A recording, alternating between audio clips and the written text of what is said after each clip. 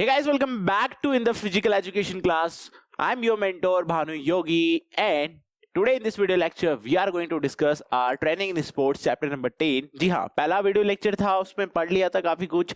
अभी वापस से आपका वेलकम बैक है सेकंड वीडियो लेक्चर में ऑफ ट्रेनिंग इन स्पोर्ट्स में. ठीक है, आइसोमेट्रिक एक्सरसाइज तक हो गया था. अभी इस वीडियो लेक्चर में बात करेंगे advantages of the isotonic exercise are as follow. सबसे पहले बात तो ये करें कि आइसोटोनिक है क्या, आइसोटोनिक क्या है उसके बारे में बात करते हैं, क्योंकि आइसोमेट्रिक के बारे में बात कर ली थी.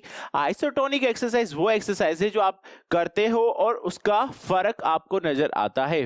जो फर्क होता है वो आपको नजर आता है, जो चेंजेस होते हैं वो आपको नजर आते हैं. ठीक है, जैसे कि मैंने कोई हैवी डंबल उठाया और बाइसेप्स लगाए तो वो मसल्स क्या हो जाएंगी, बढ़ जाएंगी, मसल्स की साइज बढ़ जाएंगी, स्ट्रेंथ बढ़ जाएगी. ठीक है, तो ये होती है हमारी आइसोटोनिक एक्सरसाइज. क्या क्या इसके एडवांटेज है देखो. Strain the muscle through out the range of motion, जितनी रेंज में आपको मोशन करना है स्ट्रेंथ भी ये प्रोवाइड करवाता है. Second, can be adapted easily. देखो आप आसानी से इसको क्या कर सकते हो, एडेप्ट कर सकते हो. ठीक है ना, आसानी से ये एडेप्ट हो सकती है डिफरेंट स्पोर्ट्स में. Disadvantage of isotonic exercise are, क्या है, ये तो एडवांटेज थे कि muscles soreness after exercise because of the high stress level. जितना स्ट्रेस लेवल होगा उतनी आपकी जो मसल है वो क्या हो जाएंगी, थोड़ी सी थकान, ये सारी चीज आपको लगेंगी. इसके बाद फोर्थ क्या है, देखो फोर्थ जो है वो है, फोर्थ यहाँ पे आप देख सकते हो, फोर्थ यहाँ पे दिया हुआ है कि muscle gain the dynamic strength when they are at their weakest point of action. जब आप वीकेस्ट पॉइंट ऑफ एक्शन यानी कि जब आप डायनेमिक स्ट्रेंथ की बात करोगे तो वहां पर थोड़ा सा क्या होगा, आपको इतना सपोर्ट नहीं मिलेगा आपकी मसल से. ठीक है, तो ये एक चीज होगी. अगला जो है, अगली एक्सरसाइज थर्ड टाइप वाली, वो कौन सी है, आइसोकाइनेटिक एक्सरसाइज. कौन सी एक्सरसाइज, आइसोकाइनेटिक एक्सरसाइज की हम बात कर रहे हैं. क्या ये होती है दोस्तों, देखो सबसे पहले आप यहां देख सकते हो, isokinetic exercise are performed on specially design machine. जो हाईली डिजाइन मशीन्स होती है, जैसे रनिंग के लिए ट्रेडमिल होता है, ऐसी काफी डिफरेंट टाइप्स ऑफ मशीन्स होती हैं, उनका यूज करके कौन सी एक्सरसाइज करी जाती है, आइसोकाइनेटिक एक्सरसाइज करी जाती है. These exercise were developed by Darwin in 1968 में ये डेवलप हुई थी. ठीक है, isokinetic exercise. In these exercise there is movement along with the continuous tension in both flexor and extensor muscles. Swimming, cycling etcetera. जब आप स्विमिंग करते हो, साइकिलिंग करते हो तो आपकी मसल्स क्या एक वाइड रेंज में क्या होती है, मोशन करती है. तो ऐसी सारी चीजों को डेवलप करने के लिए कौन सी एक्सरसाइज की जरूरत पड़ती है, आइसो काइनेटिक एक्सरसाइज, जिसमें एक वाइड रेंज तक आप मोशन कर सको, आपकी मसल्स मोशन कर सके. ठीक है, इसके बाद देखो दोस्तों आगे एडवांटेजेस क्या क्या है इसके. Advantages of isokinetic exercise are as follow. सबसे पहला जो है वो है they develop a high level of dynamic as well as explosive strength. यानी कि जो आप डायनेमिक स्ट्रेंथ की बात करते हो तो वो तो डेवलप होती है, लेकिन एक्सप्लोसिव स्ट्रेंथ भी कहीं ना कहीं आप में क्या होती है, डेवलप हो जाती है, जो कि हमने स्ट्रेंथ में पढ़ा था ना. सेकेंड इसका क्या है, you can see on screen, देखो These are effective. ये काफी इफेक्टिव क्या होती है, काफी ज्यादा ये क्या होती है, इफेक्टिव आपके लिए होती है. हर एक गेम के लिए काफी ज्यादा ये इफेक्टिव आपके पास होती है. ठीक है, इसके बाद देखो इसके डिसएडवांटेजेस क्या क्या है. पहला है they require special type of equipment, अलग अलग टाइप के इक्विपमेंट होते हैं. Second, they must be perform under observation of a coach. लेकिन कोई ट्रेनर या कोई कोच होगा जिसके ऑब्जर्वेशन में आपको ये परफॉर्म करना होगा. ठीक है, इसके बाद एंड्योरेंस क्या है, देखो एंड्योरेंस जो है, endurance is the ability to do sports movement with the desired quality and speed under the condition of fatigue. यानी जो थकावट हो जाती है, जो थकान हो जाती है ना, अब उसके बावजूद भी आप मैनेज कर रहे हो अपनी बॉडी को, है ना, वो टास्क परफॉर्म करने के लिए क्या कर रहे हो, मैनेज कर रहे हो. That is what, that is your endurance. यानी मुझे एक टास्क दिया गया, समझना इसको दोस्तों, मुझे क्या दिया गया, एक टास्क दिया गया. अब ये टास्क जो है ये टोटल मेरे 5 to 6 हार में मुझे कंप्लीट करना है, 5 से 6 घंटे में. ठीक है, अब 5 से 6 घंटे में कंप्लीट करना है तो बॉडी जो मेरी है वो इसके लिए क्या होनी चाहिए, कैपेबल होनी चाहिए कि मेरे को कोई टास्क मिला, अब 5 से 6 घंटे में कंप्लीट करना है, क्या मेरी बॉडी उसको कर पाएगी? तो ऐसे में आपकी बॉडी को चाहिए एंड्योरेंस। क्या चाहिए? एंड्योरेंस। किसका? स्ट्रेंथ का, स्पीड का, फ्लेक्सिबिलिटी का, सबका एंड्योरेंस आपको चाहिए होता है, ठीक है। तो ये आपका क्या हो गया, एंड्योरेंस, राइट। सबसे अब देखो इसके बारे में बात करते हैं, यहाँ पे टाइप्स ऑफ एंड्योरेंस क्या क्या है, ठीक है। टाइप्स ऑफ एंड्योरेंस के बारे में अपन बात करते हैं। You can see on screen, okay. पहला जो है वो क्या है, एरोबिक एंड्योरेंस। कौन सा है? Aerobic endurance. एरोबिक एंड्योरेंस क्या होता है? देखो, aerobic endurance means with oxygen during aerobic work. जब आप कोई भी एरोबिक काम करें तो आपका ऑक्सीजन का लेवल जो है वो मेंटेन रहे। जैसे कि मान लो मैं थोड़ा सा दौड़ा, ठीक है, जैसे हल्का सा दौड़ा 5-10 सेकेंड, मेरी सांस फूलने लग गई, मुझे ऑक्सीजन की शॉर्टेज हो गई, है ना। तो रेस्पिरेटरी सिस्टम मेरा इतना अच्छे से काम नहीं कर पाया। ऐसे ही कार्डियोवैस्कुलर सिस्टम भी क्या हो जाएगा, थोड़ा सा वीक हो जाएगा। दोनों चीजें जब वीक हो जाएंगी तो क्या हम उसको 5-6 घंटे तक कुछ परफॉर्म कर पाएंगे ये टास्क? नहीं। हम तो 30 सेकंड में थक गए, 30 सेकंड में रनिंग करी और 30 सेकंड में थक गए बहुत, ठीक है। तो ऐसे में क्या होता है कि आप कि ये एंड्योरेंस डेवलप हो जाती है, एरोबिक वाला, ओके। और किसी भी लेवल पे आप काम करें वो भी धीरे धीरे आपका क्या होता है, अच्छे से बॉडी रिएक्ट करने लग जाती है। तो ये बात आपको ध्यान में रखनी है। एरोबिक एंड्योरेंस ये हो गया। अब विदाउट ऑक्सीजन जब आप इसको करो, देखो, work involving maximum effort during anaerobic without oxygen, in the sense मतलब ऑक्सीजन तो आएगी लेकिन इतनी ज्यादा हमें वहां पर वेस्ट करने की जरूरत नहीं पड़ेगी। The body is working so hard that the demands for oxygen and fuel exceeded the rate of supply and muscles have to rely on the stored reserve of fuel। जैसे कि बात करते कुछ ऑक्सीजन या कुछ एनर्जी लेवल हम बचा के रखते हैं, तो होता क्या है कि जब हम कोई हाई इंटेंसिव टास्क कर रहे हैं तो बॉडी को ज्यादा जरूरत होती है ऑक्सीजन इनकी। लेकिन अगर कोई नॉर्मल टास्क कर रहे हैं, जैसे मैं अभी आपको पढ़ा रहा हूं, तो मैं इतना हैवी टास्क कर नहीं रहा हूं। हाँ, हैवी तो है पर ज्यादा हैवी नहीं है, लेकिन ऑक्सीजन क्या हो रही है, मेंटेन हो रही है, मैंने रिजर्व कर रखी है and I am using it. लेकिन अगर मैं पढ़ाते पढ़ाते दौड़ने भी लग जाऊं, है ना, दौड़ते दौड़ते पढ़ा रहा हूँ, सोचो आपको कैसे पढ़ा रहा हूँ मैं, दौड़ते दौड़ते पढ़ा रहा हूँ, तो हाई इंटेंसिव टास्क हो रहा है, बोल भी रहा हूँ, दौड़ भी रहा हूँ, यानी लार्जर मसल भी काम कर रही है, अपर मसल भी काम कर रही है, सारी मसल्स काम कर रही है। अब सारी मसल्स को क्या चाहिए, एनर्जी, एनर्जी चाहिए, तो ऑक्सीजन, ये सारी इनकी क्वांटिटी क्या होगी, हाई हो जाएगी। अब ऐसे में वो जो है शॉर्टेज होने लग जाती है, ठीक है। तो ऐसे एंड्योरेंस काम आता है आपको फिजिकली फिट रखने में, ठीक है। स्पीड एंड्योरेंस क्या होता है? Speed endurance is use to develop the coordination of the muscle contraction. कि जैसे कि ये एक जैसे मार्कर या जो पेन है, इसको देखो आप, अब क्या होगा, इसको मैंने उछाला और इसको मैंने पकड़ लिया, ठीक है, या कोई किसी ने ये मार्कर मेरी तरफ फेंका और कितनी जल्दी मैंने रिएक्ट किया, जैसे आपने स्पाइडरमैन में देखा होगा ना, फटाक से उसको ऐसे वो पकड़ लेता है। तो स्पीड कॉन्ट्रैक्शन कितना जल्दी होता है, that is your speed endurance, right. Strength endurance क्या होता है? देखो, स्ट्रेंथ एंड्योरेंस यहाँ पे आप देखिएगा, स्ट्रेंथ एंड्योरेंस जो है ये ऐसा एंड्योरेंस है जो डेवलप करता है कैपेसिटी, एक एथलीट की कैपेसिटी को ये डेवलप करता है ताकि उसकी मसल्स की क्वालिटीज क्या है, बनी रहे, ठीक है। एडवांटेजेस ऑफ एंड्योरेंस क्या क्या है दोस्तों? देखो, पहला है यहाँ पर स्क्रीन पर आपके सामने, needs only a small amount of easy to use. मतलब थोड़ा सा अगर अमाउंट आप यूज करते हो एंड्योरेंस का तो काफी अच्छा है आपके लिए। एक्सेसिबल इक्विपमेंट इफ एनी, अगर किसी इक्विपमेंट की जरूरत है तो वो भी ठीक है। Good for aerobic fitness, aerobic fitness के लिए काफी अच्छा ये होता है। वेट लूज करने के लिए अच्छा होता है, ठीक है, वेट लूज करने के लिए अच्छा होता है, ओके। डिसएडवांटेजेस क्या क्या है इसके? कैन बी बोरिंग, थोड़ा सा लगेगा कि यार इसमें तो कोई फील नहीं है, लेकिन फील अंदर आएगी आपको।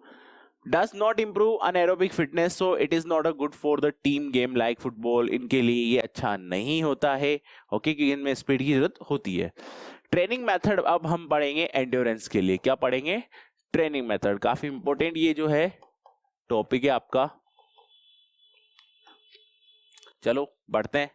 Method for endurance development are, पहला है कंटिन्यूस ट्रेनिंग, दूसरा है इंटरवल ट्रेनिंग, तीसरा है फार्टलेग ट्रेनिंग, और जो है हो गया। इसके बाद advantages of training method for the endurance development are as follow. सबसे पहले क्या है? It is good for increasing strength and cardio respiratory endurance. देखो, सबसे पहली चीज क्या है कि आपको क्या करना है, अपना कार्डियो और रेस्पिरेटरी, इनको क्या करना है, अच्छा करना है। Cardio and respiratory system, cardio system जो हमारे हार्ट से रिलेट हो गया, रेस्पिरेटरी जो हम ऑक्सीजन ले रहे हैं लंग्स, इनसे रिलेट हो गया। तो ये सबसे पहले हमें अच्छा करना होगा। दूसरा हमें क्या अच्छा करना है, दूसरा हमें several athletics can take part in training programme, एक ही टाइम पर बहुत सारे एथलीट पार्ट कर सकते हैं, पार्टिसिपेट कर सकते हैं। और it does not require any equipment, कोई इक्विपमेंट की जरूरत भी नहीं होती है, आप इसको इजीली क्या कर सकते हो, ऑर्गेनाइज कर सकते हो।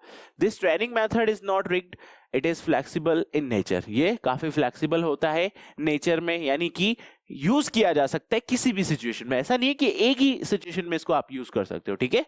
और आगे बढ़ते हैं, डिसएडवांटेजेस क्या क्या है इसके ट्रेनिंग मेथड के एंड्योरेंस के लिए।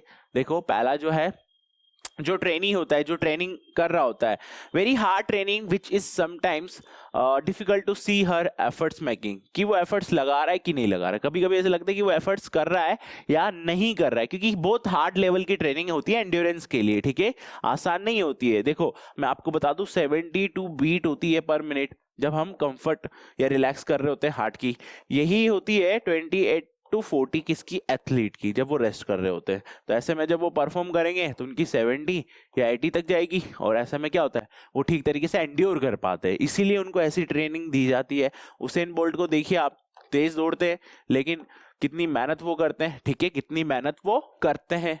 Sometimes the athlete is likely to drop efforts, ऐसा लगता है कि हो नहीं पाता ना, तो लगता है एफर्ट्स में गिव अप कर रहा होता है, ठीक है।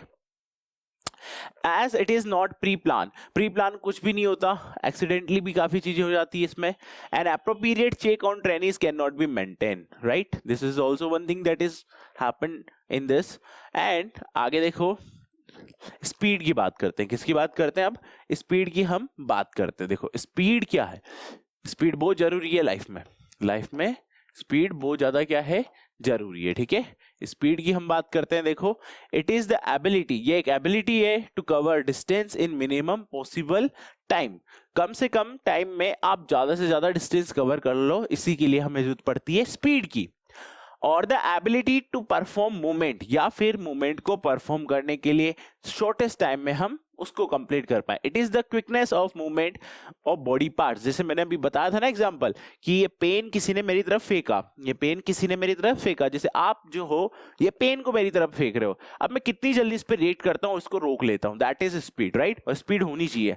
Speed used in endurance is called speed endurance, it is the ability to do work faster, यानी तेज काम करने की ये एक एबिलिटी होती है। डिफरेंट टाइप्स की स्पीड होती है, मैक्सिमम स्पीड होती है, एक्सप्लोसिव स्पीड होती है, और स्पीड एंड्योरेंस, ठीक है। अगला जो है, अगला देखो आप आपकी स्क्रीन पर, training method for speed development, speed को कैसे डेवलप किया जा सकता है। सो देखो सबसे पहली चीज यहाँ पे आपको क्या देखने को मिल रही है, उस पर हम थोड़ा आते हैं। A speed development program can be framed according to the need, जरूरत के हिसाब से इसको बनाया जा सकता है, इसके लेवल डिसाइड किए जा सकते हैं प्लेयर्स के लिए, इंडिविजुअल प्लेयर्स के लिए। सबसे पहले अगर हम बात करें एक्सेलरेशन रन की, एक्सेलरेशन रन क्या होता है, देखो are usually adapted to develop speed, इसका यूज हम करते हैं आमतौर पर स्पीड को डेवलप करने के लिए, specially in attaining maximum speed, ताकि जैसे कि मैं यहाँ खड़ा हूं और मेरे को भागना है, तो मेरे को एकदम से क्या करनी है, तेज स्पीड गेन करनी है, तो इसके लिए हम क्या करते हैं, एक्सेलरेट करते हैं। जैसे बाइक चला रहे होते हैं ना, पहला गियर डाला तो नॉर्मल सी चलेगी, और सेकंड डाला, ऐसे करते करते एक्सेलरेट कर देते हैं उसको, ठीक है। सेकंड क्या है, you can see on screen, okay. So यहाँ पे देखो पेस रन, पेस रन होता क्या है, पेस रन और run pace means running the whole distance for a race at a constant speed, एक ही स्पीड में आप भाग रहे हो, जैसे मैंने बाइक चलाई तो 40 किलोमीटर पर हार की स्पीड से मैं चला रहा हूं, बस पूरे रास्ते इसी से चल रहा हूं, ना उसको ज्यादा कर रहा हूं ना कम कर रहा हूं। In pace races an athlete runs the race with a uniform speed generally 800 metre, अगर आप 800 मीटर दौड़ रहे हो ना या उससे ज्यादा, तो आपको क्या करना है, तो उसमें आपको एक कांस्टेंट जो स्पीड है उसी पर चलना होता है। अगर आप तेज भागोगे तो जल्दी जल्दी एनर्जी जो होगी वो आपकी खर्च होती जाएगी, तो ऐसे में क्या करना है कि कांस्टेंट स्पीड पर ध्यान देना है, ठीक है।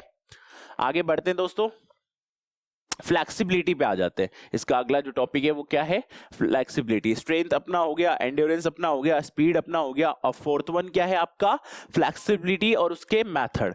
तो देखो यहाँ पे फ्लेक्सिबिलिटी क्या है, flexibility is the ability to perform a joint action through a range of movements it is needed to perform every day. ऐसी मूवमेंट जो हमें रोजाना परफॉर्म करनी पड़े, एक्टिविटी विद रिलेटिव ईज, ताकि थोड़ा सा हम रिलेट कर पाए चीजों को। Flexibility tends to deteriorate with the age, लेकिन फ्लेक्सिबिलिटी एज के साथ कम होती जाती है। जैसे बच्चों में काफी ज्यादा फ्लेक्सिबिलिटी होती है, अब जैसे जैसे हम बड़े होते जाते हैं वैसे वैसे फ्लेक्सिबिलिटी कम हो जाती है। जैसे हम ओल्ड हो जाएंगे ना, तो नीचे जब झुकने में इतना नहीं झुक पाएंगे हम, ठीक है, ऐसे कमर पे हाथ रख के चलना पड़ेगा, हाँ, तो ऐसे हमें करना पड़ेगा, ठीक है। तो फ्लेक्सिबिलिटी अगर आप अपनी बॉडी को थोड़ा मेंटेन रखो ना, तो लॉन्ग टर्म तक चलती रहती है, ठीक है। वाइड रेंज तक आप मूवमेंट कर सकते हो, ठीक है। Being flexible significantly reduce the chances of experiencing occasional and chronic back pain। आपको पीठ का, जैसे अभी मैंने बोला ना, अरे यार बैक पेन हो गया है, बढ़िया दर्द हो रहा है कमर में, ये वो, तो ये सब यही होता है यार फिर, ठीक है। बढ़ते आगे, दो टाइप की हमारी फ्लेक्सिबिलिटी होती है, पैसिव और एक्टिव, ठीक है, या एक्टिव बोल लो या पैसिव बोल लो। पैसिव फ्लेक्सिबिलिटी और एक्टिव फ्लेक्सिबिलिटी हमारे होती है, ठीक है। बढ़ते हैं आगे, method of flexibility development are as follow. क्या क्या मेथड, कैसे इसको डेवलप कर सकते हैं। तो सबसे पहले देखो, बॉल स्टिक मेथड होता है, ये सबसे पुराना फॉर्म है स्ट्रेचिंग का। This method involves jerk in the movement, ठीक है। नाउ स्लो स्ट्रेचिंग मेथड होता है, इसमें थोड़ा सा हम मसल और जॉइंट को इन्वॉल्व करते हैं ताकि मैक्सिमम पॉसिबल जो लिमिट होती है, जैसे कि मैंने ये क्या किया, बॉल को ऐसे फेंका यार, अब कितना मैं फ्लेक्सिबिलिटी जो है मेरी वो है, ठीक है। Slow stretching and holding method, जैसे मैं कोई चीज को ऐसे होल्ड करके रख रहा हूँ, इसमें फ्लेक्सिबिलिटी भी है आगे जाके, और थोड़ा सा ऐसे मैंने होल्ड करके भी रखा हुआ है, तो ये सारी चीजें इसमें आ जाती है, ठीक है। फोर्थ क्या है, पोस्ट आइसोमेट्रिक स्ट्रेचिंग, वो जो मैंने आइसोमेट्रिक बताई थी ना, जिसमें वर्क होता है लेकिन दिखता नहीं, वो वाली। This method of flexibility development is based on the principle of proprioceptive neuromuscular, neuro, इसमें न्यूरो का काम आता है, ठीक है। जैसे मैंने एक वॉल को पुश किया, अब पुश तो कर रहा हूं बट दिख नहीं रहा ना, लाइक कि मैंने एक्सरसाइज करा है, वो वॉल पुश ही नहीं होगी, ठीक है। कोऑर्डिनेशन, कोऑर्डिनेशन होना जरूरी है। देखो कोऑर्डिनेशन क्या है, coordination is one of the main components, सबसे बड़ा कंपोनेंट होता है ये फिजिकल फिटनेस का।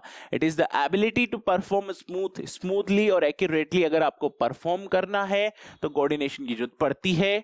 Movement involving different parts of the body, और बॉडी के डिफरेंट पार्ट्स में इसकी इन्वॉल्वमेंट होती है। It requires a good awareness of relative limb and body position. आपका हार्ट आपके माइंड के साथ कोऑर्डिनेट करेगा, आपकी बॉडी आपकी सोल के साथ कोऑर्डिनेट करेगी, एनवायरनमेंट के साथ कोऑर्डिनेट करेगी। जहां तक कोऑर्डिनेट नहीं होगा ना, वहां तक कुछ होगा ही नहीं। जैसे कि मान लो, समझाते हैं एक बड़े एग्जांपल से, एक बड़ा सा ग्राउंड है यार, क्या है, बड़ा सा क्रिकेट का ग्राउंड है, ठीक है। अब हुआ क्या कि यहाँ पर हमारा एक प्लेयर है, यहाँ पे हमारा क्या एक प्लेयर है। अब प्लेयर जो है वो दौड़ रहा है यार, भाग रहा है वो, ठीक है, क्योंकि यहाँ पर एक किसी बैट्समैन ने जो है वो 6 रन मारने की कोशिश कर रहा है, लेकिन बॉल हवा में और बाउंड्री से पहले गिरेगी। अब उसे इतनी डिस्टेंस कवर करनी है, क्या करनी है, इतनी डिस्टेंस कवर करनी है। अब उसके पास टाइम भी कम है, टाइम क्या है, कम है, कम टाइम है, तो स्पीड बढ़ानी पड़ेगी, स्पीड बढ़ानी पड़ेगी। देखना पड़ेगा कि डाइव करना है, कब करना है, केज जो होगा वो कैसे होगा। तो ये सारी चीजें उसके माइंड में चल रही है। तो यहाँ से भागेगा, बॉल की तरफ देखेगा, कौन से समय पे डाइव करना है, कौन से समय पे ड्रैग करना है। तो इन सारी चीजों के बीच वो क्या बिठाने की कोशिश करेगा, कोऑर्डिनेशन बिठाने की कोशिश करेगा उस बॉल को पकड़ने के लिए, ठीक है। तो आई बात समझ में, ये आपका क्या हो जाता है, कोऑर्डिनेशन हो जाता है, ठीक है ना। आगे बढ़ते हैं, different types of coordination abilities are, क्या क्या है। सबसे पहला है डिफरेंशिएशन एबिलिटी, ठीक है, कौन सी एबिलिटी, डिफरेंशिएशन एबिलिटी। दूसरी है ओरिएंटेशन एबिलिटी, तीसरी है कपलिंग एबिलिटी, फोर्थ है रिएक्शन एबिलिटी, फिफ्थ है बैलेंस, और सिक्स्थ है रिदम एबिलिटी, और उसके बाद एडेप्शन एबिलिटी, ठीक है। तो ये हमारा लेक्चर था ट्रेनिंग इन स्पोर्ट्स का 4 पॉइंट, जो 4 टॉपिक थे वो हमने डिस्कस कर लिए इसके, जो कि मेजर टॉपिक है, जो कि आपकी बोर्ड के एग्जाम में 23 के एग्जाम में आपको देखने को मिलेंगे। तो स्ट्रेंथ, स्पीड, फ्लेक्सिबिलिटी, एंड्योरेंस और कोऑर्डिनेशन भी हमने पढ़ लिया। तो इन सबको पॉइंट टू पॉइंट आपको नोट करना है, अपने नोट्स बनाते चलो, इनको लर्न करते चलो, ताकि इजी हो जाएगा आपके लिए। अगर 3 मार्क्स का और 5 मार्क्स का क्वेश्चन आता है ना एग्जाम में, तो आसान हो जाएगा उसको सोल्व करना। ठीक है, तो इस वीडियो लेक्चर में इतना ही। आई होप अच्छे से आपने देखा होगा, समझ में आया होगा। नहीं आया तो कंटिन्यूसली देखिए, पूछिए, ठीक है, कि ये चीज समझ में नहीं आई, उसका सॉल्यूशन भी आपको मिल जाएगा। ठीक है, तब तक के लिए thank you so much for watching this lovely video lectures. मिलेंगे आपको अगले वीडियो लेक्चर में with the same energy, same motivation. तब तक के लिए टाटा एंड गुड बाय।